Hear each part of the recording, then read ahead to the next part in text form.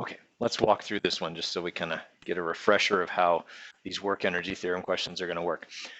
All right, first thing I want to do is write down what the question tells me. Okay, first off, the question tells me the mass of the ball is 0.250 kilograms. Okay, and it is thrown by exerting 300 newtons worth of force. Okay, so they told me the force. Okay, if there's a force and a distance, which there is, okay, 2.2 meters, then we know work is being done.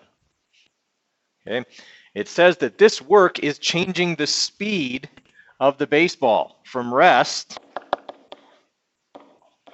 to some unknown speed that we're supposed to calculate. All right, so next step is I need to identify what kind of energy is being changed. If speed is being changed by the work, what kind of energy is being changed? Kinetic energy, right? I mean, mechanical energy for sure, and in this case, the kinetic part of it. All right, so we have that work is going to equal the change in the kinetic energy of the baseball. Okay, that's the most important part of getting one of these questions done, is identifying what type of energy is being changed. Because speed is being changed, kinetic energy is being changed. All right, I was given force and distance, and I'm being asked to calculate final speed. So what I need to do is expand this formula out to its fullest. That means I put in the formula for work, force times distance, because I have those two numbers, and I put in the formula for change in kinetic energy. So that'll be 1/2 mvf squared minus 1/2 mvi squared, right? Whenever we're looking for change, it's always final minus initial. Now, in this case, do I need to bother subtracting and writing subtracting the initial? Because the initial is 0. Okay, so I'm just going to take that off. It's less stuff to have in my formula, less stuff to confuse me later. All right, I am looking for VF. And right now, I'm multiplying 1/2 times m times VF squared. So what do I do with the half and the m to get them out of the way? Divide them over to the other side. Okay. All right, so I do the opposite operation. That's my rule of algebra. What I do to one side, I do to the other side. So now they're over there. That finds VF squared. I don't want VF squared. I want normal VF. So what do I have to do to both sides? Square root, right? So I'm going to square root this side, and of course the square root of VF squared is VF.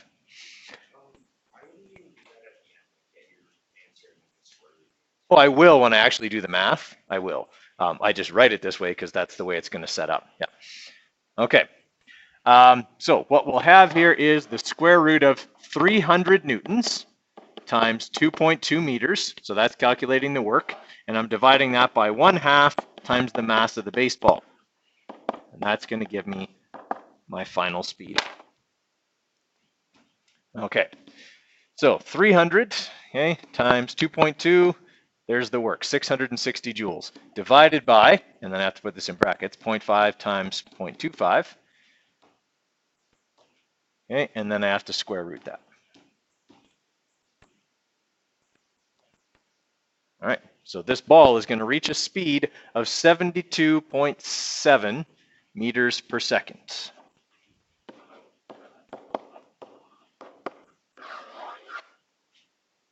Incidentally, nobody throws the ball that fast, okay? Because that would be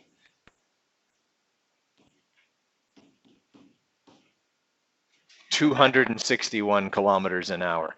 Okay, that person would be the highest paid pitcher in baseball history because nobody would hit that. Okay, nobody would hit that. Yes. You wouldn't even have time to think before that thing was in the catcher's glove. Actually, it would probably just go right through the catcher's glove and leave a 3-foot hole coming out the other side. But yeah, okay, that's really fast. Okay, everybody follow on how that one works? Okay, do they all pretty much work that way? Right, all the ones we went over. You write down the givens, you figure out what kind of energy is being changed, put in the formula, manipulate for what you're looking for, solve for what you're looking for.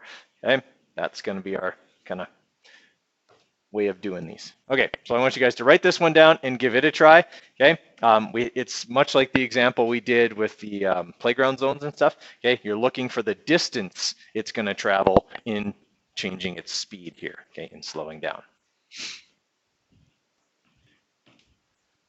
So on this one here, we have a car that applies its brakes, and we're told the force that its brakes can exert is 10,000 newtons. Okay. We're also told that it slows from 20 meters per second to 6 meters per second. All right, so that means that VI is 20 meters per second, and VF is 6 meters per second. All right, and we know the car's mass is 1,700 kilograms. All right, what kind of energy is being changed here? Kinetic, right? It's losing kinetic energy actually in this case. All right, so we got work equals our change in kinetic energy, and that's going to mean force times distance equals 1/2 mvf squared minus 1/2 mvi squared. Okay, and in this case, vi is not 0. All right, so we do have an initial and a final kinetic energy, which is fine. It doesn't really make things any more difficult. All right, I'm looking for D. I'm looking for how far the car travels while the force is being exerted. So how do I get D by itself? Divide by F, right? All right, so I'm going to divide both sides by F. F comes over here. Then I just have to plug in my numbers and solve. Okay, I'm just looking for D. So D will equal 1/2 times 1,700 times 6 squared minus 1/2 times 1,700 times 20 squared. Right? Now, here's the strange thing. That's going to come out negative. Is that okay? Yes, it is. Because here's the other thing, and we haven't really talked about this yet, but force is also a vector quantity. And the force that your brakes exert is which way? It's negative. It's backwards. Otherwise, it would be making you go faster, not slower. All right? What's that? Right, work is being done on the brakes. The force the brakes exert is actually backwards. Okay, so that means that this force of 10,000 newtons is actually negative. Okay, now in the end, the question asks how far the car travels. It wouldn't matter whether you made it negative or positive. If you got a negative number for your answer, you'd just write it as positive anyway. It asks how far, not what was the displacement. Okay, so you would just write the distance down anyway. But in the end, this is why it would come out to a positive number, because our force is also negative. Okay, so we're going to have 0.5 times 1,700 times 6 squared, okay, minus 0.5 times 1,700 times 20 squared, divided by negative 10,000 newtons. Okay, so the car is going to slide or skid or whatever 30.94 meters.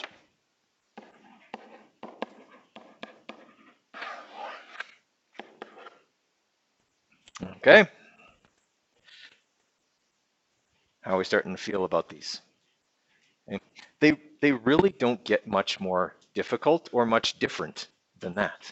Okay, they all work pretty much the same. So we want to just kind of repeat these types of questions so that we're understanding how they work, so that when you get them on a test, you can identify them and do them properly. All right, I'm going to give you guys a 5-minute break here, and then we'll try this one. Okay. So on this question here, we want to write down our givens first. We know it's aimed straight upwards and drawn back a distance of 0.4 meters using a force of 1,500 newtons. All right, and the rock reaches a height of 30 meters. And if they tell us that it reached a height of 30 meters and then don't mention anything else, then we always assume the initial height is 0. Okay, so we're looking for the mass of the rock. What kind of energy is being changed here?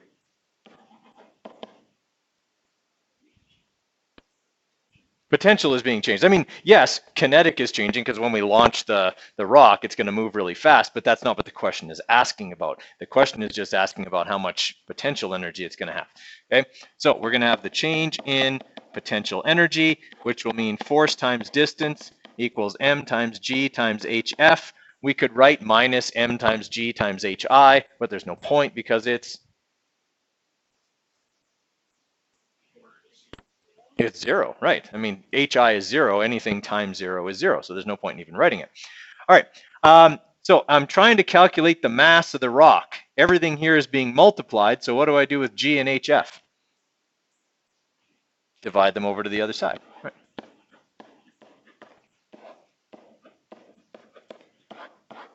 All right, now I've got my formula. It's manipulated to solve for mass. I just have to plug in my numbers. So we will have 1,500 newtons times 0.4 meters divided by 9.81 times 30 meters.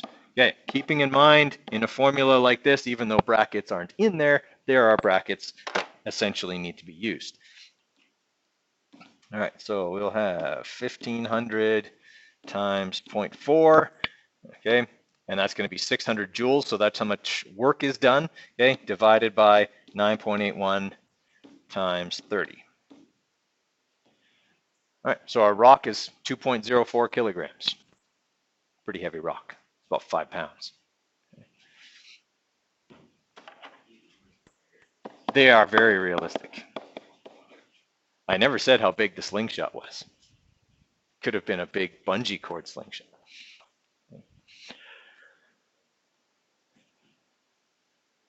Okay, questions on that one? Everybody's okay with that one? Okay.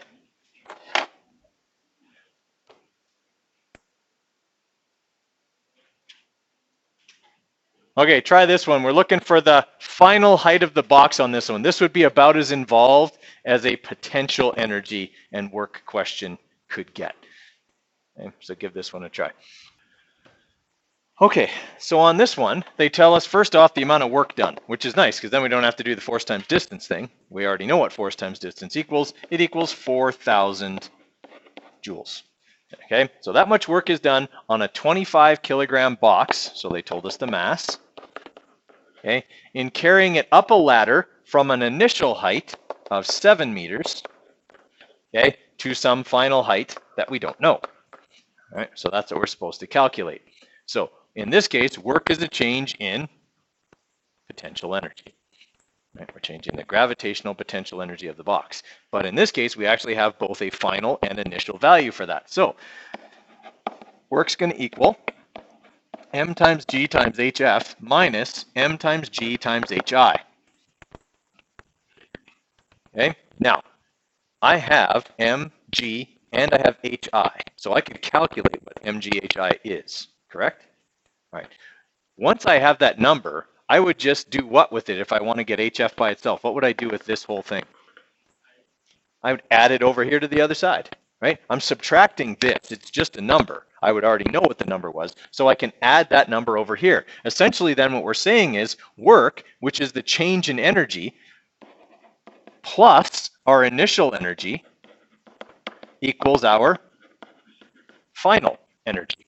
That should make sense. Whatever I started with plus how much I changed it by should equal my final energy, right? And that's what we're doing with this formula here. Now, if I want to calculate HF, what do I have to do with mg? Divide it over to the other side.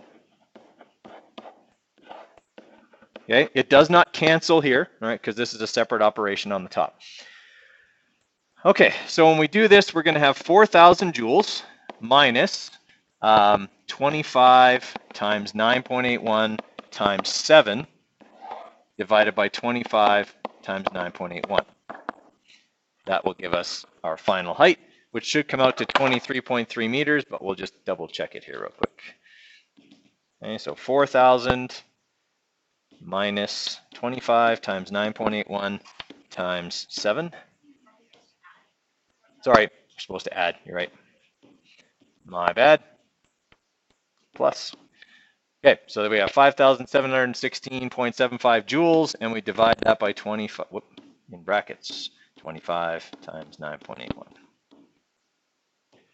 right, 23.3 meters. Okay, so that's about as tricky as those ones would get, and it's all algebra as opposed to understanding being tricky on that one.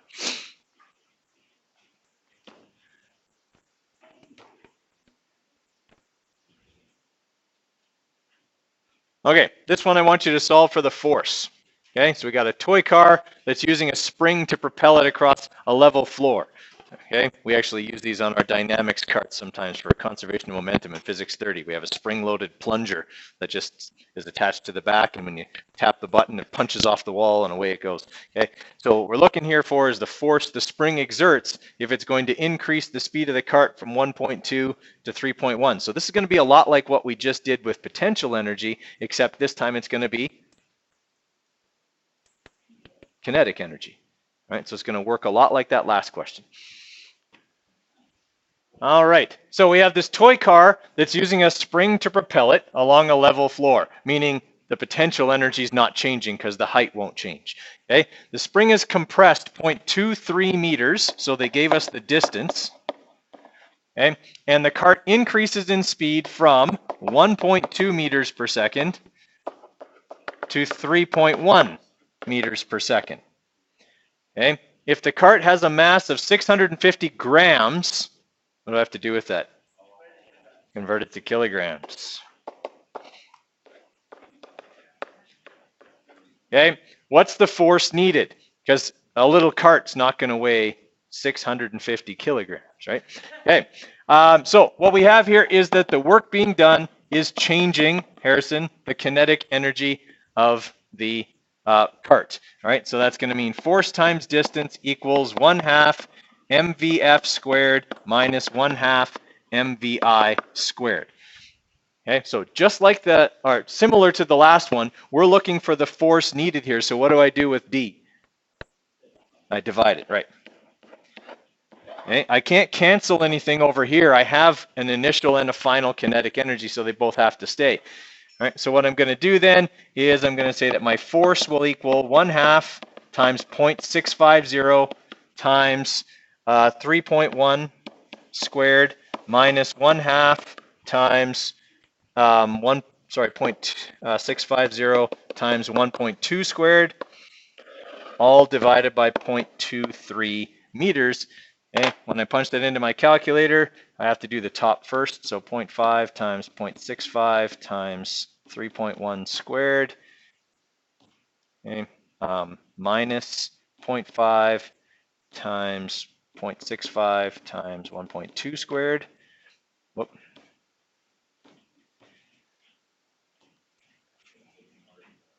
Okay, and then I'm going to divide that by 0.23.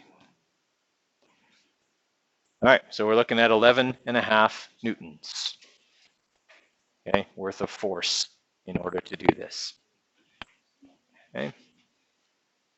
Questions on how that one worked? Okay.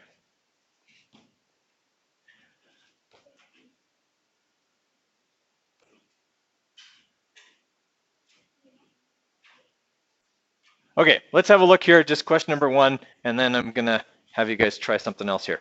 All right, so on question number 1, I have a force of 32 newtons is required to lift a box 3 meters vertically against the force of gravity. All right, so what did the question give me? Force and? Nope, didn't give me a word. Force and height, and height's a vertical distance. Okay, so it gave me force and distance. All right, so if I want to calculate the work done, I just have to go force times distance, which is 32 times 3 meters. Everybody okay with that? Okay, so that's going to be 96 joules. Now, I think I showed you this the other day here, but when I'm talking about force times distance, okay, and I'm talking about a vertical type of work, okay, these two things are equal because they're saying the same thing. A force working over a vertical distance is equal to the force of gravity times a vertical distance. Okay, if I want to lift something at a constant speed, I just have to exert as much force upwards as gravity pulls downwards with, and I can lift it. Right? Everyone kind of follow me on that? So that's where that formula comes from. And then in part B, they want you to calculate the potential energy of the box. Well, if I did 96 joules worth of work and I started on the ground, I now have 96 joules worth of potential energy. Right? A lot of people will try and do another calculation on that when they just have to recognize that, oh yeah, work is a change in energy, and I just did 96 joules worth of work. Okay? All right. This one's easy. We've done ones way, way, way, way harder than this one. But sometimes taking a step backwards can throw you. Okay, so I want you guys to try this one here. We have an object that gains 155 joules of potential energy when it's lifted 1.2 meters above the earth. Calculate the force exerted on the object. Okay, so let's have a quick look at this one here. All right, so what this one is telling us is that work is the change in potential energy. And this time they actually told us the change in potential energy. So I'm going to say that force times distance equals 155 joules, because they said it gained 155 joules of potential energy. All right, so I'm going to say force times distance equals 155 joules. Did they give me the distance? Yes, because when we're talking vertically here, okay, the distance is 1.2 meters. It's the height, right? That was the distance it was lifted, so that's the distance over which the work was done. So now I'm just going to divide both sides by d, and that'll leave me with force. All right, so that'll be 1.2 meters. So 155 divided by 1.2 should give me 121.9 newtons worth of force. Okay. Yeah, that's what usually happens, right? When we're doing really, really complex ones, and then when you take a step back and do an easy one, we overthink it. Okay, totally overthink it.